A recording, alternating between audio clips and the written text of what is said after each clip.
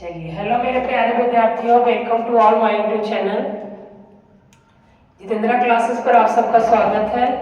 आज हम लोग फिर जैसे 3 पार्ट हम लोग पढ़ लिए थे हिंदी का फर्स्ट चैप्टर में, क्लास 10 का हिंदी का फर्स्ट चैप्टर, जिसमें हम लोग पहला में संक्षिप्त में पढ़े, दूसरा हम लोग क्वेश्चन आंसर पार्ट 2 और 3 में दोनों में क्वेश्चन आंसर हम लोग कंप्लीट करें। आज ये पार्ट 4 है जिसमें हम लोग आज ऑब्जेक्टिव को देखेंगे। एक बार ये चैप्टर का नाम है श्रम विभाजन जाति प्रथा, इसका आज हम लोग ऑब्जेक्टिव देखेंगे। चलिए, पहला क्वेश्चन है भारत में जाति प्रथा का प्रमुख कारण क्या है। पहला क्वेश्चन उसने बोल रहा है कि भारत में जाति प्रथा का प्रमुख कारण क्या है। इसमें 4 ऑप्शन दिए हुए हैं। पहला है बेरोजगारी, दूसरा गरीबी, तीसरा है उद्योग धंधों की कमी, और चौथा डी में है जो हमारा अमीरी है। इसका ऑप्शन सब आप लोग पढ़े होंगे तो याद होगा। इसका ऑप्शन आएगा ए, जो बेरोजगारी बताता है। हमारा जाति प्रथा का मुख्य कारण बताता है बेरोजगारी। इसी तरह से दूसरा में चलते हैं। दूसरा क्वेश्चन बोल रहा है कि मानव मुक्ति के पुरोधा किसे कहते हैं या कहा गया। दोनों में से क्या भी हो सकता है, किसे कहते हैं या किसे कहा गया।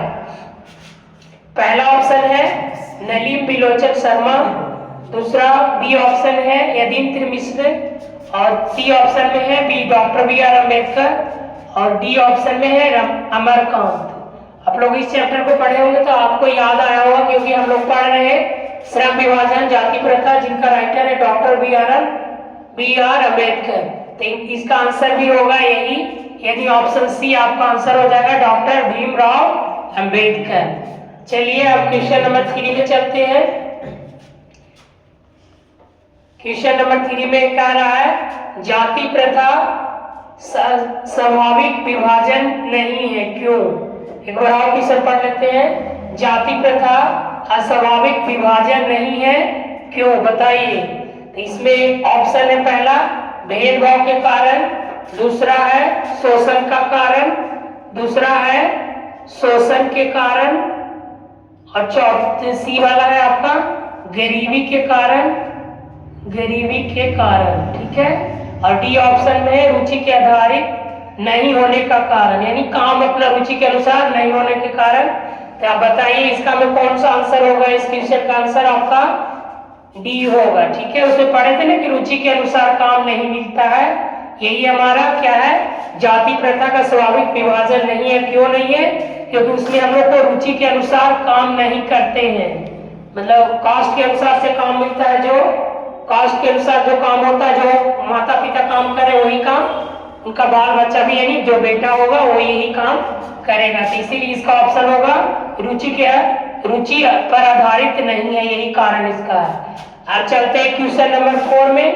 क्वेश्चन नंबर 4 में डॉक्टर साहेब अम्बेडकर का जन्म किस राज्य में हुआ था। यह आपको पता होना भी चाहिए, पहले से भी जान रहे होंगे आप लोग। इसका आंसर ऑप्शन है मध्य प्रदेश, दूसरा ऑप्शन है बिहार, तीसरा है यूपी का मतलब होता है उत्तर प्रदेश, और डी में ऑप्शन में आपका बंगाल मीन्स वेस्ट बंगाल, जो कलकत्ता तरफ है ना, उसी को बोलते हैं। तब बताइए इसका आंसर कौन सा होगा।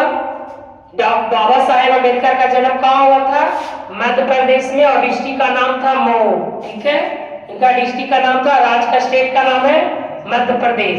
ठीक है, अभी अगला क्वेश्चन है, तो क्वेश्चन नंबर 5 या 5वां नंबर, बाबा साहेब अम्बेडकर का जन्म कब हुआ था।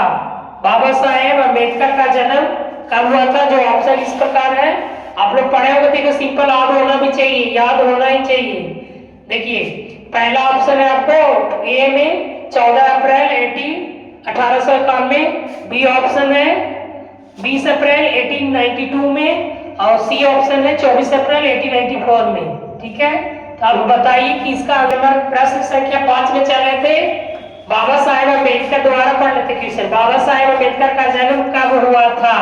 ठीक है, बाबा साहेब अम्बेडकर का जन्म कब हुआ था।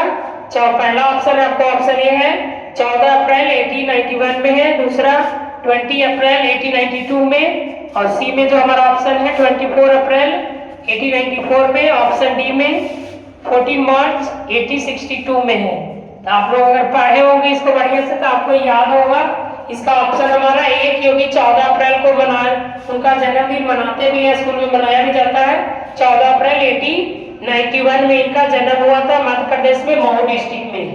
चलिए अब क्वेश्चन नंबर 6 की ओर चलते, 6 नंबर चलते हैं, क्वेश्चन नंबर 6 पे चलते हैं। क्वेश्चन नंबर 6 देखिए क्या बोल रहा है।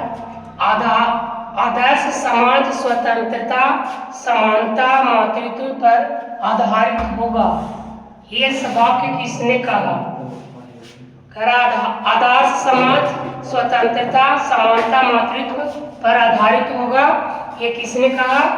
तो देखिए ऑप्शन है आपको इस प्रकार ऑप्शन है, पहला है मैक्स मुलर, दूसरा है बी है, ऑप्शन बी है भीमराव अम्बेडकर, ऑप्शन सी है बिरजू महाराज, और ऑप्शन डी में आता है अगे। तो इसमें ऑप्शन आप पढ़े होंगे तो आपको याद हो गया। ये चैप्टर हम लोग पढ़ ही रहे कि इनके बारे में पढ़ रहे थे, डॉक्टर बी आर अम्बेडकर के बारे में। तो इनका आंसर आपको ऑप्शन बी हो जाएगा, भीमराव अम्बेडकर। चलिए अब चलते हैं अगला क्वेश्चन नंबर प्रश्न संख्या 7 में, जो इस प्रकार है। भारत में बेरोजगारी का मुख्य कारण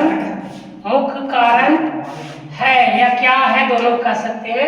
भारत में बेरोजगारी का मुख्य कारण है क्या है? जो पहला ऑप्शन में है जाति प्रथा, दूसरा ऑप्शन बी है दहेज प्रथा, ऑप्शन सी है अशिक्षा, और ऑप्शन डी है भ्रष्टाचार। इसका ऑप्शन आप लोग का आंसर पता होगा क्योंकि हम लोग पढ़ रहे हैं जाति प्रथा के बारे में। तो उसी चैप्टर का क्वेश्चन आंसर है, ऑब्जेक्टिव है। तो इसका आंसर क्या होगा? ऑप्शन ए जाति प्रथा। इसका ऑप्शन क्या होगा? जाति प्रथा। अब की प्रश्न संख्या 8 में क्या है? प्रश्न संख्या 8, श्रम विभाजन और जाति प्रथा के लेखक कौन है? यानी प्रश्न संख्या 8 में बोल रहा है कि श्रम विभाजन और जाति प्रथा के लेखक कौन है। तो इसका लेखक आप सभी को पता भी होगा जो हम पढ़ रहे हैं। ऑप्शन ए में कह रहा है doctor Bhimrao Ambedkar, option B Ramvilas Sharma, option C Gunakar Muley, और option D Hazari Prasad Dwivedi. Option D है हजारी प्रसाद द्विवेदी। तो इसका आंसर हो जाएगा आपका ए, जो कौन है? डॉक्टर भीमराव अम्बेडकर। ठीक है, यही किसी इन्हीं के बारे में पढ़ रहे तो ऑप्शन यही होगा। अब आते हैं प्रश्न संख्या 9 में, भारत में बेरोजगारी का प्रमुख व प्रत्यक्ष कारण क्या है? यानी कारण उसमें क्या है, प्रमुख कारण क्या है?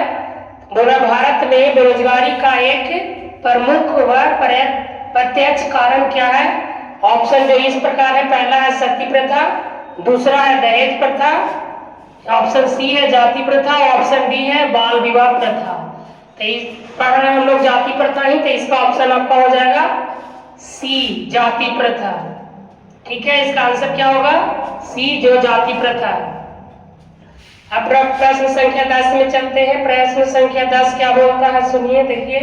आधुनिक सभ्य समाज श्रम विभाजन के आवश्यक क्यों माना जाता है?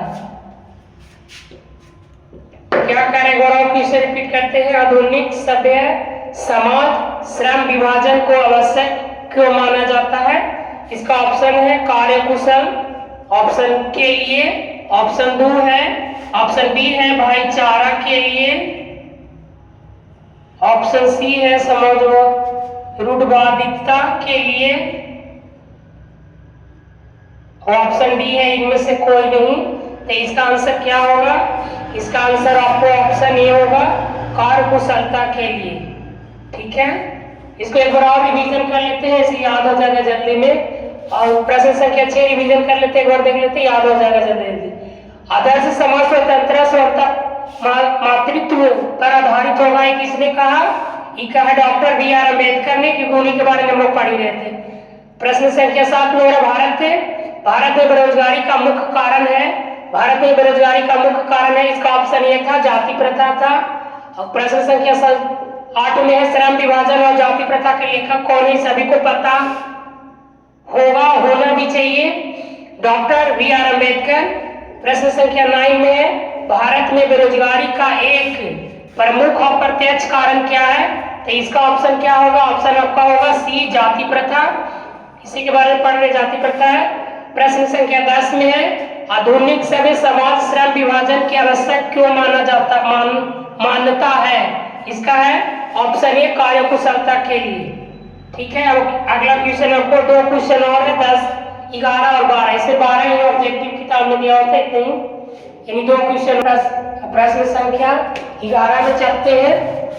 प्रश्न संख्या 11 क्या बोल रहा है, देखिए, श्रम विभाजन और जाति प्रथा, श्रम विभाजन और जाति प्रथा पाठ बाबा साहेब किस भाषण का संपादित अंश है, यानी इनमें किस भाषण का है, तो आपको ऑप्शन इस प्रकार से है। पहला है the caste in India, option B है genesis and development, option C है एनिहिलेशन ऑफ कास्ट, और ऑप्शन डी है हु आर सुधराज। इसमें ऑप्शन आपको पता होगा कि कौन है, इसका ऑप्शन आपका है, आंसर होगा सी, आंसर सी आएगा, इसका आंसर है एनिहिलेशन ऑफ कास्ट। चलिए अब आप चलते हैं क्वेश्चन प्रश्न संख्या 12 में। प्रश्न संख्या 12 क्या कह रहा है, भारतीय संविधान का निर्माता किसे कहा जाता है, यानी हमारे जो इंडियन कॉन्स्टिट्यूशन है उनका निर्माता किसे कहा जाता है। जो ऑप्शन इस प्रकार है, पहला है आपको मैक्स मुलर, दूसरा महात्मा गांधी, और तीसरा ऑप्शन सी में है डॉक्टर बी आर अम्बेडकर, और ऑप्शन डी में है बिरजू महाराज। ये तो सभी को पता होगा, इसका ऑप्शन आंसर आपको सी होगा, डॉक्टर बी आर अम्बेडकर, जो संविधान के निर्माता माना जाता है, मतलब संविधान का निर्माण में इनका सबसे ज्यादा योगदान रहा, और संविधान को बनने में आपको पता होगा कितना समय लगा था, 2 वर्ष 11 महीने 18 दिन, ये भी आपको याद होगा।